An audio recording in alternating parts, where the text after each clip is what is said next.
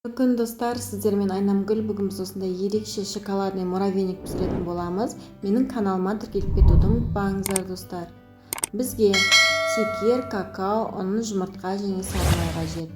Жұмыртқаны, сары майды, шекерді, ұнды, какаоды бәрін салып, песочный тесто жасаймыз.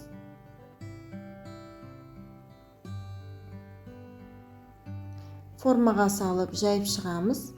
150 градуста 20 минутта пісіремін. Кремге вареный сгущенка мен сары майды пайдаланамыз. Екеуін салып араластырамын.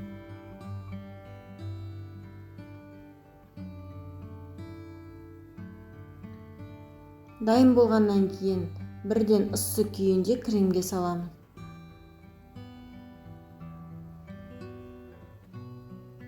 Мен миксердің көмегімен араластырдым, лопаткамен де араластыруға болады.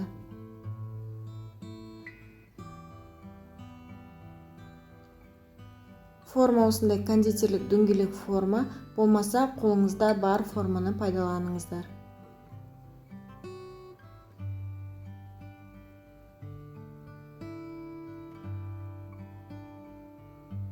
Бәрін салып шыққаннан кейін тоңазытқышқа немесе мұздатқышқа қатырып аламыз. Қатты формадан алдым. Өте әдемі болып шығады. Декорға мен ақ шоколадты ертіп алдым. Осылай батырып шықтым.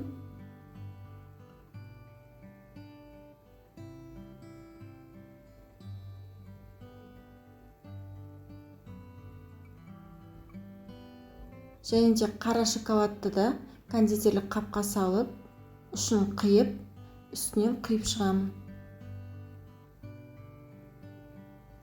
Жасап көріңіздер, өте ерекше әрі дәмді. Жасап жатсаңыздар ас болсын достар.